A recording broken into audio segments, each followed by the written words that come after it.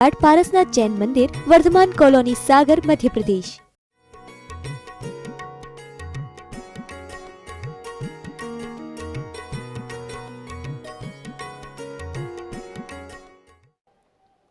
एक जिज्ञासु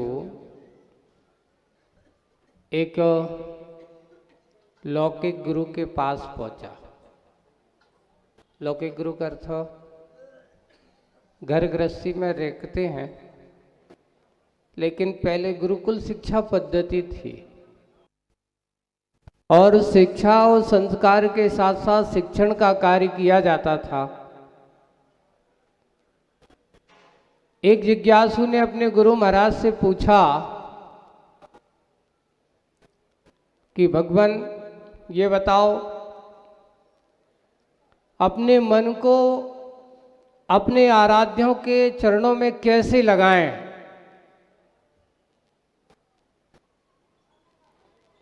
या अपने प्रभु या अपने गुरु के ध्यान में हम कैसे लगाएं? तो उनने बड़ा सोचा विचार किया और वो जिज्ञासु से कहा कि थोड़े से बैठो। उत्तर नहीं दिया। उन्होंने कहा इंतजार करो और हम तुम्हारे अभी प्रश्न का उत्तर देते हैं। उन्होंने कहा आप हमारे प्रश्न का उत्तर अब भी देते हैं, 1 मिनट आपको थोड़ा सा वेट करना पड़ेगा, ठीक है? और वो जाकर के उनके वो गुरु महाराज गए। पास में ही आश्रम है, आश्रम में वहीं पर गुरुकुल के पास में एक खेत है, बरसात का समय है और धान का रोपण हो रहा था। तो जहाँ रोपा रखे हुए थे वहाँ से रोपा उठाए और जाकर के धान के खेत में लगाना चालू कर दिया।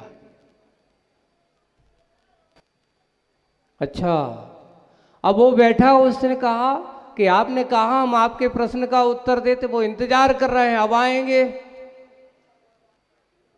इंतजार कर रहा है कि अब उत्तर मिलेगा। बड़ी देर हो गई, आधा घंटा हो गया, 1 घंटा हो गया। अब पास में कहा कि गुरुजी लगता है आप बहुत व्यस्त हो, हम जा रहे हैं, अब फिर कब बाद में जब फिर आप फ्री हो जाओ जब आएंगे, काम कर रहे हैं। क्यों? बोले कि क्यों जा रहे हो? बोले कि आपसे हमने कुछ पूछा था, आपने उत्तर दिया नहीं। बोले कि यही तो तुम्हारी गलत बात है, मैं तुम्हारे लिए 1 घंटे से उत्तर दे रहा हूं। वो सोच रहा है, अच्छा आप हमारे 1 घंटे से उत्तर दे रहा हो, कैसे? बोले कि देखो, आपने क्या पूछा था कि अपने मन को हम अपने प्रभु के चरणों में कैसे लगाएं, अपने गुरु की आराधना में कैसे लगाएं, ये पूछा था। बिल्कुल पूछा था। तो बोले मैंने क्या किया बताओ? बोले आपने क्या किया? वहां से धान के रोपे वहां से निकाले, देख रहा हूं बड़ी देर से कि जहां एक साथ धान के रोपा जो किया जाता है ना, वो एक जगह एक सबको अंकुरित कर लिया जाता है और वहां से उनको उखाड़ करके आप लाए हो और काम क्या कर रहे हो? एक एक करके खेत में जमा रहे हैं। अच्छा, आप देख रहे हो? बोले कि हाँ देख रहा हूं। बस, बोले कि यही तो तुम्हारा उत्तर है? यही उत्तर है मेरा? बोले कि क्या? मैं समझा नहीं। बोले कि आपको समझने की जरूरत अब है, क्योंकि मैं तुम्हें प्रैक्टिकल करके दिखाना चाह रहा था। और वो प्रैक्टिकल ये है कि जैसे तुम अपने मन को घर गृहस्थी के विषय कसायों से उखाड़ो और ऐसे धर्म ध्यान के आयतन, धर्म ध्यान के क्षेत्र के खेत में जाकर के क्या कर दो? रोपण कर दो। ये पौधा कैसा है? तुम्हारा मन और जैसे जैसे इसको अच्छे व्यवस्थित ढंग से आपके सामने मैं लगा रहा हूं, क्योंकि वहां इसका विकास होने वाला नहीं है, अंकुरित तो हो गया। वैसे ही बंधुओं, आप सब लोग भी घर गृहस्थी में उस राग रंग के बीच में सबका जन्म तो हो गया। जन्म हो जाना मात्र पर्याप्त नहीं है, लेकिन जन्म के बाद जो कर्म की क्रिया हुआ करती है, जो उसका कर्तव्य हुआ करता है, कर्तव्य और क्रिया के माध्यम के से वो अपना विकास कैसे कर सकता है। एक अंकुर सामूहिक के रूप में रहता है तो वो अपना विकास उतना नहीं कर पाता, उतना फलदायी नहीं हो पाता जितना, जैसे ये धान का पौधा जब हमने यहाँ लगाया है, अब देखिए दिनों दिन इसका विकास होने वाला है, फलदायी बनने वाला है और फल फूल करके किसी दूसरों को संतुष्ट करने वाला है। बस क्या करना है तुम्हें? आप लोग यहाँ बैठे हो, कैसे बैठे? जब यहाँ बैठे तो ये बताओ, आप अपने मन को घर पर रख करके आए कि साथ में लेके आए हो? ऐसा तो नहीं यहाँ बैठे बैठे घर की याद आ रही हो। याद तो होती है, याद तो रहता है, विकल्प तो रहते हैं,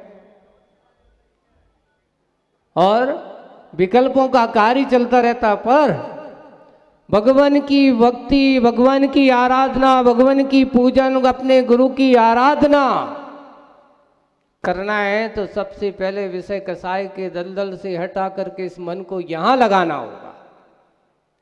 ये 5-6 दिन आपके मन को थोड़ा सा कसायों के दलदल से हट करके और यहाँ अच्छी और बुरा बुरी पुण्य की भूमि पर लगाने की जरूरत है। और पुण्य की धरा पर पल्लवित जो वृक्ष हो उसका कभी भी क्या नहीं हो सकता? फलदायी अवश्य होता है, निष्फल नहीं होता। अगर आपने पुण्य के छीत पर बीज बोया हो, वो नियम से फलदायी होगा, और फलदायी बनकर के स्वयं को सुखदायी होता है और दूसरों को भी सुखदायी होता है। आज ध्वजारोहण का कार्यक्रम आप लोगों ने यहाँ पर किया, करने वालों ने अपना कार्य किया, उन्होंने अपना पुण्य का अर्जन किया, पर ये ध्वजा आपको किसका संकेत देती है? आचार्य पूज्यपाद महाराज ने इस ध्वजा की एक कल्पना की है पंचमहागुरु भक्ति में। उन्होंने कहा, भूरी चरत पताकास्ते साधु गुणास्तु माम पांतु, ऐसा शब्द दिया है। ये चारित्र का प्रतीक है, चरित्र पताकाश ऐसा शब्द दिया है कि जो सम्यक दर्शन ज्ञान चारित्र से युक्त है, सम्यक दर्शन ज्ञान चारित्र का प्रतीक है, जो साधुता का प्रतीक है, सज्जनता का प्रतीक है। क्योंकि यहां आकर के आदमी यहाँ राग देश की बात नहीं करेगा, यहां आकर के आदमी अगर बात करेगा तो धर्म धर्मात्माओं की बात करेगा। यहां आकर के कोई अगर बात करेगा तो अपने आराध्यों को स्मरण करने की बात करेगा। यहाँ कोई राजनीति पार्टी नहीं होगी कि ये बीजेपी वाला डंडा है, कि ये आदमी वैसा है, फलाना है। क्यों? ये कोई पार्टी की ध्वजा नहीं है, ये पापों को नाश करने वाली ध्वजा है। कौन सी ध्वजा है ये? क्योंकि हर कोई की व्यक्ति की अपनी ध्वजा हो सकती है, हर व्यक्ति अपनी अपनी पार्टी का प्रतीक चिन्ह बना सकता है, पर ये कोई पार्टी नहीं। पक्षपात से परे निष्पक्ष दृष्टि जहाँ होती है, धर्म और धर्मात्माओं की दृष्टि हुआ करती है, यहाँ आकर के सम्यक दृष्टि बनने की कार्य किया जाता है। और यहाँ आकर के अनेक मिथ्या दृष्टि भी सम्यक दर्शन को प्राप्त कर जाते हैं। ये वो ध्वजा है। ध्वजारोहण के साथ साथ अपना मन थोड़ा सा, जैसे आज ध्वजा फहराने के साथ साथ उत्तर दिशा की ओर आप लोगों को अच्छी ये कह रहा है कि अब तो कुबेर का द्वार खुला है तो कुबेर की ओर ही ध्वजा जा रही है। और फिर भैया बड़ा बाजार तो कुबेरों की डंगरी है ही। बड़े बड़े भामाशाह हैं, कुबेरपति हैं, धनपति हैं, श्रीमंत हैं, श्रेष्ठवंत हैं। पर ये ध्यान रखना, श्रीमंत और श्रेष्ठवंत बनना है, मात्र धन से नहीं बना जाता। लोग कहते हैं कि धन से श्रीमंत बनते हैं, धनवान बनते हैं, पर हमारे आचार्य भगवंत कहते हैं कि जिनके चरणों में बड़े बड़े चक्रवर्ती, बड़े बड़े श्रीमंत, सेठ आकर के चरणों में नतमस्तक होते हैं, ऐसे उन भगवंतों से बड़ा दुनिया में और कोई नहीं होता। ये वो भगवान बनने की प्रक्रिया की बात है। यहाँ आत्मा को परमात्मा बनाने की बात है।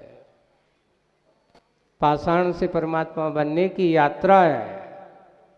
अपने आप को यही भावना करना है कि भगवान ये जीव भी ऐसा ही है, ना जाने संसार के दलदल में कितनी बार कहाँ कहाँ भटक रहा है, कितने भाव बीत गए, ऐसा चिंतन करो। कितना समय व्यतीत हो गया इस विषय भोग के इस जंजाल में। भगवान अब तो मुझे ये मन आपके चरणों में लगाना है, इस परमात्मा की उस पावन भूमि पर मुझे लगाना है, और ऐसे भाव के साथ हम अपने अंदर के भावनाओं को बनाना है। विशुद्ध भावना से किया हुआ कार्य ना जाने कितने कर्म के नाश के साथ साथ असंख्यात गुणी कर्म की निर्जरा का कारण होता है। एक बार हम सच्चे मन से और अच्छे से विचारों के साथ अपने आप को एकाग्र बनाते हैं, सम्यक दर्शन ज्ञान चारित्र के परिणाम जगाते हैं, तो ये परिणाम आपके लिए कितना कैसा होता है, आपको विषय कसायों से दूर तो करता ही है, साथ साथ पुण्य की बात भी करता है। देखिए आप ध्वजारोहण में ये जो अपन कटनी बनाते हैं, 3 कटनी बनाई, सबसे बड़ी कटनी है सम्यक दर्शन, सम्यक ज्ञान और फिर सम्यक चारित्र। उसके ऊपर फिर एक डंडा लगा दिया, जिसको अपने यहाँ तप का प्रतीक कहा, क्योंकि डंडा कठोर होता है। किसका प्रतीक है? ये चतु आराधना का प्रतीक भी बताया है आचार्यों ने कि ये हमारे सम्यक दर्शन ज्ञान चारित्र और तप, ये डंडे के ऊपर जब हमने उस ध्वजा को फहराया है, देखिए कपड़ा तो बहुत मिलेंगे, एक वही पीला कपड़ा है, वही केसरिया कपड़ा है, पर आज उस केसरिया कपड़े को हमने अपने धर्म का चिन्ह बनाया है, धर्म का प्रतीक बनाया है। और आज अगर वो गिरता है तो लोग कहते कि ऐसा हो ही नहीं सकता, मेरा धर्म का झंडा कभी झुक नहीं सकता। ये आन बान शान बन जाता है। क्यों? क्योंकि ये चारित्र का स्वरूप है। जहां जहां भी इस ध्वजे से आज मंत्र के साथ हमने अपनी भावनाओं के साथ लिखा है कि जब ऐसी ध्वजा और अच्छी मंत्रित होकर के फहराई जाती है, इसमें जो हवा टकराती है, जहां जहां तक टकराई हुई हवा जाती है, चारों तरफ एक विश्व शांति का माहौल बनता है। इसलिए हम कोई भी अनुष्ठान करते हैं, कोई भी कार्य करते हैं, तो कार्य करने के पहले धर्म ध्वजा को फहराने का कार्य किया जाता है। विश्व शांति की कामना, हम यहाँ किसी के लिए अहित की कामना नहीं करने वाले हैं। लेकिन ये भी बात सोचना कि किसी व्यक्ति विशेष की भी बात करने वाले भी नहीं है कि नहीं भाई इनने पैसा खूब खर्च करो, इनको सबको भलो हो, बाकी सबको हो या ना हो। नहीं, यहाँ ये वो क्षेत्र है ये वो समोसरण है, यहाँ राजा और रंक सब समान होते हैं, क्योंकि हमारे भगवंत वीतरागी हैं, रागी नहीं, किसी एक के बारे में सोचने वाले नहीं हैं, सबके बारे में सोचने वाले हैं। और वही आपको काम करना है और तब आनंद की इस घड़ी को प्राप्त करना है। सबके अंदर ऐसा ही भाव हो, इसी भावना के साथ बोलिए परम पूज्य आचार्य गुरुवर श्री विद्यासागर जी महाराज की। कि माता पिता उस दर्पण की भांति होते हैं। माता पिता कैसे होते हैं? दर्पण की भांति होते हैं। और जैसा दर्पण साफ सुथरा होता है उसमें प्रतिबिंब वैसा ही झलकता है। अगर प्रतिबिंब उसमें साफ सुथरा नहीं दिख रहा तो कहीं ना कहीं दर्पण की कमी है, दर्पण में धूल जमी है। और दर्पण की धूल जब हटती है तो प्रतिबिंब बिल्कुल कैसा दिखता है? साफ सुथरा दिखता है। कि माता पिता एक जीव को पोषित करते हैं, एक जीव का परिपालन प्रारंभ करते हैं, वैसे ही परिणामों की और अपने अंदर की विशुद्धता और शुद्धता अगर आपके पास है तो आने वाला समय, आने वाली संतति आपको वैसी ही दिखाई देने वाली है। अगर आपको अपनी संतति के संरक्षण की बात करना है तो पहले अपनी संस्कृति को सुधारना होगा। आपकी संस्कृति उन वीतराग भगवान के द्वारा परंपराओं को देने वाली एक वीतराग संस्कृति है। हमारे यहाँ कहा है कि ये मनुष्य जन्म मिला है, विषय भोगों के लिए नहीं मिला है। ये मनुष्य भाव प्राप्त हुआ है तो विषय भोगों में डाल करके इसको दुरुपयोग मत करो। आज ये हो रहा है कि एक अनमोल चीज हमारे हाथ में आई, बहुमूल्य चीज हमारे हाथ में आई और हमने क्या किया? हमने उसको बहुमूल्य चीज को विषय भोगों के कौआ उड़ाने में फेंक करके दुरुपयोग कर दिया।